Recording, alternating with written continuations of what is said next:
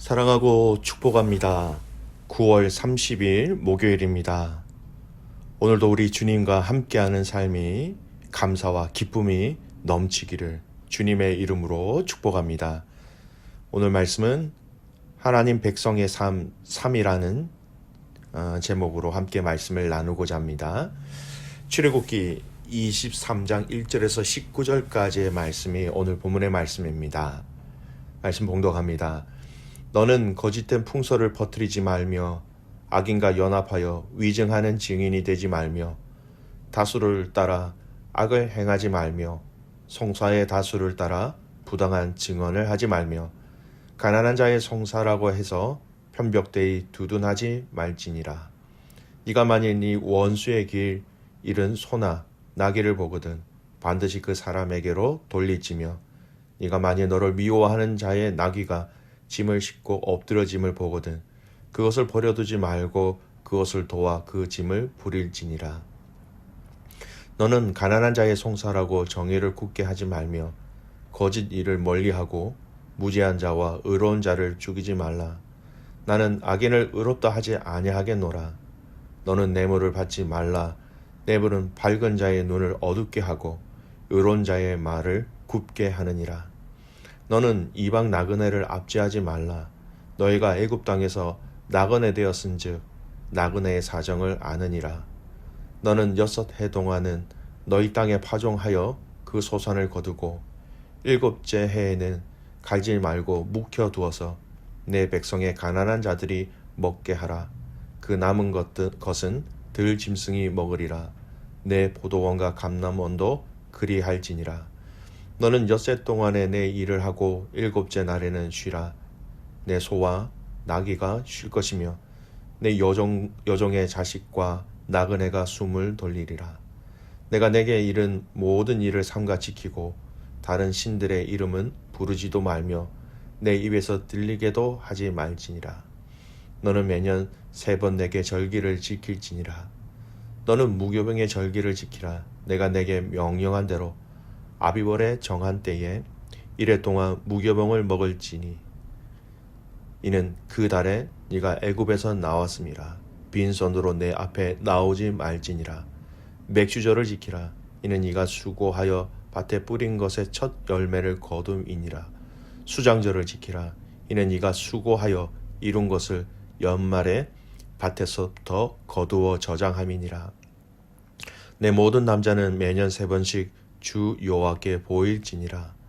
너는 내 제물의 피를 유교범과 함께 드리지 말며 내 절기 제물의 기름을 아침까지 남겨두지 말지니라. 내 토지에서 처음 거둔 열매의 가장 좋은 것을 가져다가 너희 하나님 여호와의 전에 드릴지니라. 너는 염소 새끼를 그 어미의 젖으로 삼지 말지니라. 아멘. 오늘 말씀은 하나님의 백성의 삶 제목으로 3번째 말씀을 나누고자 합니다. 여러분, 우리 한국말에 보면 이런 단어가 있지요. 다움이라는 단어입니다. 주로 이렇게 사용하지요. 인간다움, 사람다움, 남성다움, 여성다움이라는 단어로 함께 사용되어지죠. 다움이라는 것은요, 자질이나 덕목이 있다라는 의미입니다. 그래서 예를 들어 인간다움이다라는 이 말의 의미는요, 사람으로서 갖추어야 할 것으로 기대되어지는 자질이나 덕목이라 이렇게 설명할 수 있는 것이지요. 우리는 계속해서 이 언약의 세부 규칙의 내용을 살펴보고 있습니다. 하나님의 백성으로서의 삶을 어떻게 살아가야 하는지 여러 가지 내용을 다양한 영역 속에서 굉장히 하나님이 자세하게 말씀해 주고 계시죠. 저는 이 말씀의 세부적인 내용을 보면서 이 다움이라는 말이 떠올랐습니다. 어떻게 보면 이 말씀은요, 하나님의 백성다움이 어떤 것인지를 하나님이 친히 말씀해 주신다라는 것입니다. 오늘 본문에서 오늘 이 말씀이 하나님의 백성다움을 어떻게 이야기하고 계시는지를 오늘 이 말씀을 통해서 좀 살펴보았으면 좋겠습니다. 첫 번째, 하나님의 백성다움이라는 부분들을 이야기할 때 오늘 본문은 공의라는 부분들을 말씀하고 있어요. 1절에서 9절까지의 말씀은요, 어떤 내용이냐면 재판할 때의 증인의 역할과 또 재판에 대한 일에 하나님의 백성들이 어떻게 그 재판에 임해야 하는지를 또 이야기하고 있습니다. 거짓된 풍설, 소문이죠. 그것을 퍼뜨리지 마라. 위증하지 말라. 가난한 자의 송사라고 해서 한쪽으로 치우치지 말라. 그래서 재판하는 자들도 정의롭게 재판할 것을 이야기하고 있습니다. 특별히 재판하는 자들에게 이 재판을 굽게 하는 뇌물을 받지 말 것을 강조하고 있어요. 1절에서 9절에 언급된 이 내용을 지금 우리가 사용하는 말로 표현하라고 한다면 이렇게 말씀을 드릴 수 있을 것 같아요. 정의롭게, 다른 단어는 또 공정하게, 또 공평하게, 바르게, 옳게 하라라는 말로 이야기할 수 있습니다. 우리가 일반적으로 재판을 정의롭게, 공정하게, 공평하게 하지 못하는 원인들이 여러분 무엇이 있을까요? 많은 영향을 주는 것 중에 하나가 돈이라고 생각되어집니다. 또 하나의 원인이 있다면 사람의 관계라 생각되어집니다. 돈 때문에, 사람의 관계 때문에 나의 유익이 더 되는 것에 따라서 사람이 정의와 공의를 실행하지 못하게 되는 유혹을 받게 된다라는 것이죠. 결국은 이 공의를 실천하지 못하는 것은 나의 욕심 때문이다라고 한마디로 얘기할 수 있습니다. 하나님이 오늘 당신의 백성, 하나님의 백성 다음에 그 바른 모습을 무엇이라고 말씀하고 계실까요? 바로 공의, 공정이라고 말씀하고 있는 것입니다. 이 공의를 실행하기 위하여서 나 자신을 내려놓을 때, 나의 욕심을 포기할 때 여러분 이 공의를 우리는 지켜낼 수 있게 되는 것이죠. 성경에서 공의를 여러분 어떻게 말씀하고 있을까요? 성경에서 말씀하고 있는 이 공의를 잠깐 살펴보겠습니다. 먼저 삶의 실천적인 부분에 대해서 공의를 이렇게 얘기합니다. 아모스 5장 24절 말씀, 우리에게 참 많이 알려진 말씀이죠. 오직 정의를 물같이 공의를 마르지 않는 강같이 흐르게 할지어다. 이 공의가 물과 강처럼 계속해서 흘러가야 한다. 마르지 말라야 한다라는 것입니다. 즉 이 말은 공의를 계속해서 실천해야 한다라는 말씀이에요. 근데 문제는 우리가 공의를 실천한다라는 것에 우리는 그럴 능력이 지극히 작다라는 것입니다.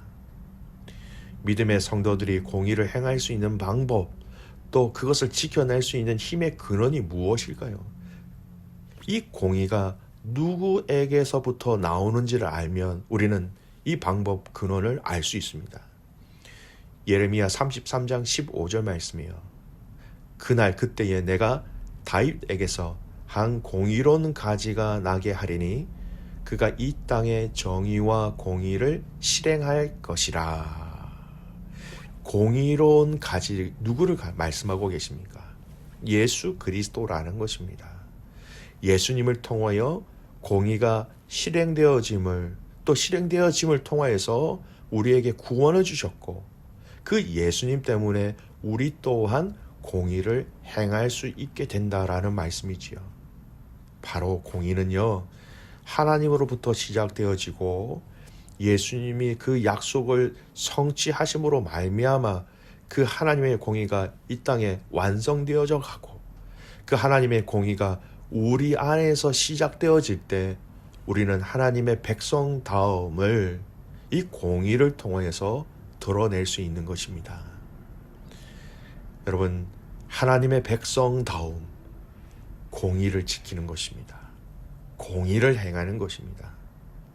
이 공의를 실천하는 삶은 예수님이 아니면 우리는 불가능한 것이지요. 시편 15편 2절 말씀입니다. 정직하게 행하며 공의를 실천하며 그 마음의 진실을 말하며. 저와 여러분의 삶이 정직과 진실을 통하여서 하나님의 그 공의, 백성으로서의 그 공의가 우리의 삶 가운데 실현되어지는 이 하루가 되시기를 주님의 이름으로 축복합니다. 두 번째, 오늘 하나님의 백성다움은 절기를 지키는 것으로 본문은 이야기하고 있어요. 10절에서 11절에는 안식년을 지키라고 합니다. 6년 동안 땅에서 소산을 거두고 7년에는 그 땅을 쉬게 하라라는 것이죠. 하나님의 명령입니다. 그리고 쉬는 그 한 해 동안은 연약하고 부족하고 또 가난한 자들, 이방인들이 그 땅의 소산을 통해서 먹고 살아갈 수 있게끔 연약한 자들을 배려하는 하나님의 의도이기도 하지요. 12절, 안식일을 지키라고 얘기하십니다. 그리고 더 나아가서요, 14절에서 17절까지는 세 가지 절기를 지키라고 합니다. 15절에는 무교절을 지키라고 말씀하시고요. 16절에는 맥주절을 지켜라. 16절 후반절에는 수장절을 지키라고 말씀하십니다. 여러분, 절기를 하나씩 살펴보겠습니다. 무교병의 절기, 무교절이죠. 어떤 의미가 있는 것입니까? 이스라엘이 애굽 땅에서 급하게 나올 때에 먹었던 음식이지요. 누르기 없는 딱딱한 떡입니다. 그걸 먹으면서 이 출애굽 가운데 하나님께서 인도하신 하나님의 은혜를 기억하게 하시는 것이지요. 16절에 나온 두 번째 절기, 맥추절. 여러분, 맥추절은 이름이 참 많아요. 7절, 초실절 이렇게 부르기도 합니다. 또 오순절의 절기라고 부르기도 해요. 무교절이 지난 그 7주 시간, 즉 49일이 채워지고 50일째가 되는 날에 지키는 절기이기 때문에 오순절이라고 얘기합니다. 이 오순절은요, 처음 거둔 보리 열매를 가지고 하나님 앞에 나와서 제사를 드리는 날이에요. 거두어 드린 이 첫 보리 열매를 주님 앞에 올려드리는 것. 세 번째 절기는 무엇입니까? 수장절입니다. 곡식들을 저장하는 저장절기예요. 수장이라는 말이 거두어 들여 깊이 간직한다라는 의미예요. 그래서 이 수장절을 장막절, 초막절이라고 부릅니다. 이스라엘 자손들이 들에서 나무 가지 등을 꺾어서 초막을 만들고 7일 동안 생활하기 때문에 장막 또는 초막절 이렇게 얘기합니다. 이 세 절기를 하나님은 꼭 이스라엘 백성들에게 지키라고 말씀하십니다. 오늘 이 본문에 나오는 지켜야 될 것들이 무엇이 있습니까? 안식일, 안식년, 무교절, 맥추절, 수장절, 이것을 지키라고 말씀하시는 것은요, 결국은 하나님과의 언약 백성으로서 하나님이 우리가 하나님의 백성이고 하나님이 우리의 아버지가 되신다라는 그것을 이루시기 위해서 하나님이 행하실 그 일들을 기념하는 절기를 말하고 있는 것입니다. 이 절기를 지킴으로써 하나님의 백성으로서의 정체성을 잃어버리거나 잊지 않도록 하기 위함이라는 것이죠. 여러분, 이 절기들은요, 단순하게 절기를 지키기 위하여서 절기를 주신 것이 아니라 이 절기를 지킴으로써 하나님의 백성임을 잊지 않게 하시기 위하여서 이 절기를 주셨다라는 것을 잊지 말아야 합니다. 즉, 이 말씀은 하나님의 백성다움이라는 것은요, 하나님의 백성이라는 것을 잊지 않고 기억하고 살아가는 삶이라는 것이죠. 예를 들어서요, 양반들, 과거 조선시대 양반들을 기억해 보십시오. 양반들은 양반다움을 잊지 않기 위해서 그들은 웃어도 크게 웃지 않고요, 아무리 급한 일이 있어도 빨리 뛰지 않았다고 합니다. 그들의 양반다움의 체면에 훼손되는 일들이 일어나지 않도록. 왜요? 그들은 양반임을 잊지 않기 위해서, 드러내기 위해서 그런 부분들을 실천적인 삶으로 살아갔던 것입니다. 하나님은 이 절기를 지키게 하심으로써 하나님의 백성다움을 개인적으로, 가정적으로 민족적으로 늘 상기시켜 주심으로 그 정체성을 잊지 않도록 하신 것이에요. 그렇습니다.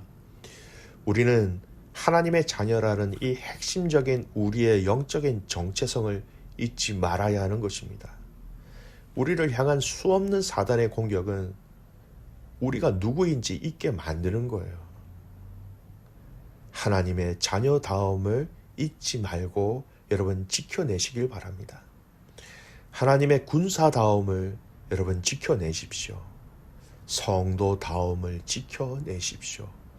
복음의 빚진 자다움을 지켜내십시오.